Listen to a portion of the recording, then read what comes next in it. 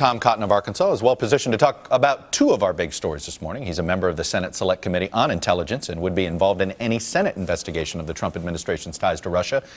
And he also got an earful from Arkansans worried about losing health insurance when he appeared this week at a town hall and called for repealing and replacing Obamacare.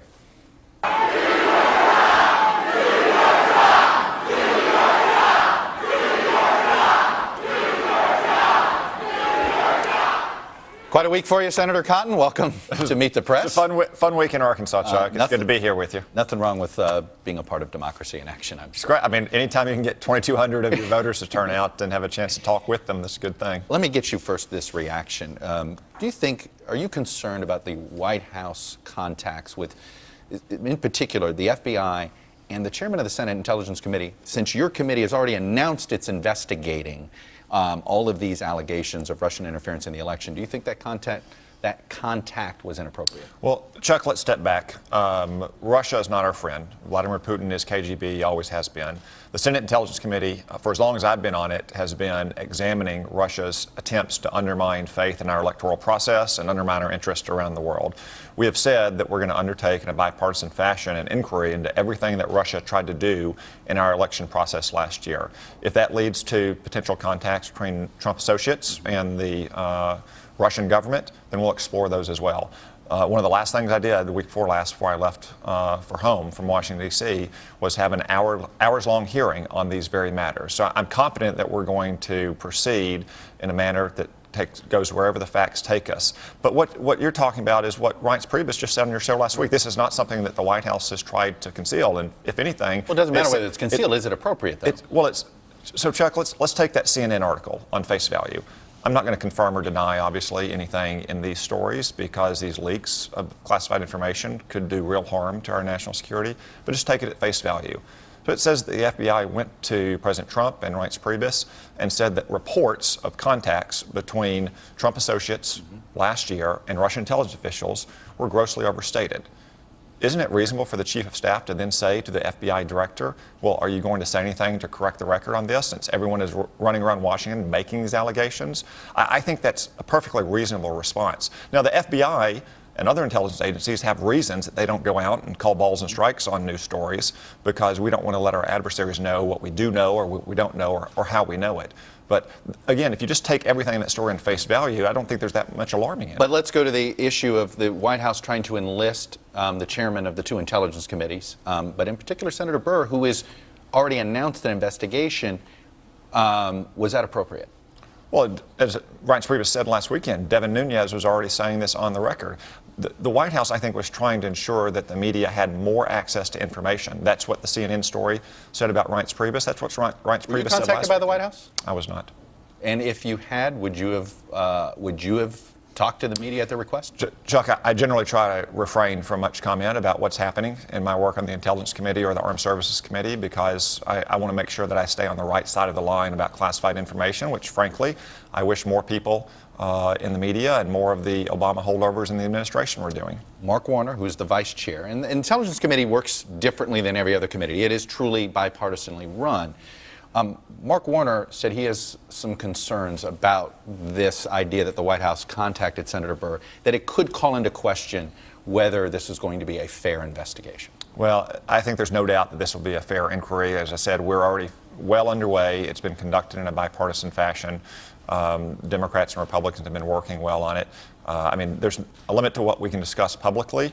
You know, the 8 Democrats who are on that committee and Chuck Schumer know what we've learned. You know, I would encourage them to tell the other 40 Democrats in the Senate, you know, what they may and may not want to be saying so they don't get over their skis making false allegations or exaggerated allegations. By the way, you said to me earlier in this interview that right before you left for the recess to go back home, that it was a hearing. We all know that Director Comey went into this. So was that a hearing that you had with Director Comey? Is that how we should describe that? I'm not going to confirm what we may or may not have been discussing. But you called it a hearing earlier in this interview. Well, every time we meet, I call it a hearing, Chuck. We had a long, hours-long hearing of the Intelligence Committee. It was on these very topics. All right, and finally, I want to ask you about the Darrell Issa being open to a special prosecutor. At what point is it in the best interest of the country to sort of take it away from elected partisans at this point, whether it's a commission, I know a select commission, outside commission, or a special prosecutor. Where are you in that? Well, I think that's way getting ahead of ourselves here, Chuck. There's no allegations of any crime occurring. There's not even an indication that there's criminal investigations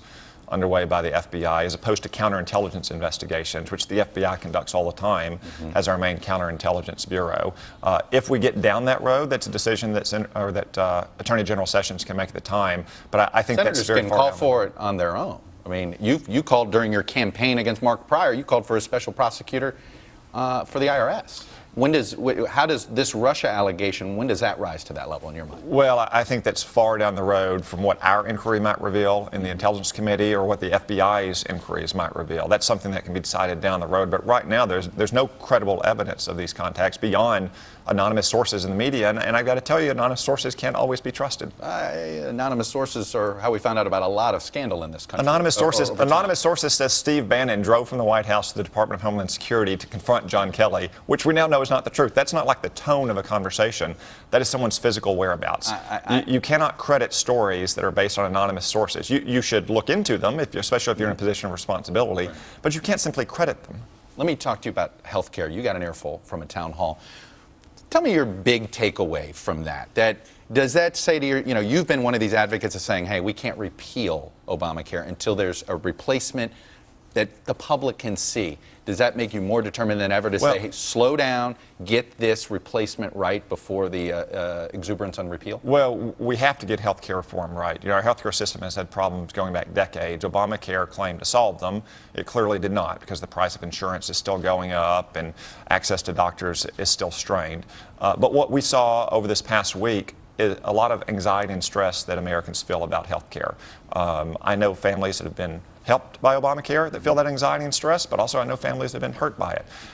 Healthcare can be a very stressful thing. That's why when we repeal Obamacare, we have to get it right. We have to make sure that our solutions deliver affordable, personalized care for all Americans, that they have control and choice and freedom over their own health care.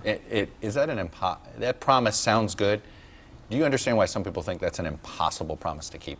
Well, to make it affordable, make it wider. I mean, that just seems like, it seems like you're selling something that can't be done realistically. I know a lot of Americans are skeptical about their government on a whole host of issues, and they should be, given the poor performance that we've seen in recent years from our government. But I think that we should trust the American people to make the right decisions for themselves. Obamacare didn't do that. It put too much power in the hands of politicians and bureaucrats in Washington.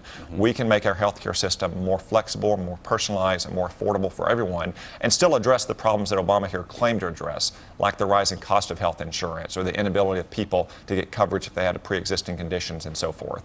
And that's what we're going to do. John Boehner, in a speech, said they're not going to repeal Obamacare. They're going to end up repairing it. Is that how this will end up looking to a vast majority of the people, that it's basically a repair of Obamacare with a conservative vision? Yeah, Chuck, we've had 4 elections about Obamacare in the last 4 cycles. We're going to have a 5th one, aren't we? And in 3 of those elections, the Republicans won big victories because we promised to repeal Obamacare and to fix our health care system once and for all. That's what we're going to do. It would not be keeping faith with the American people if we did not keep our word from those last elections. Senator Tom Cotton, I'm going to leave it there. Good to see you, sir. Thanks, Chuck. Hey, NBC News fans, thanks for checking out our YouTube channel. Subscribe by clicking on that button down here, and then click on any of the videos over here to watch the latest interviews, show highlights, and digital exclusives. Thanks for watching.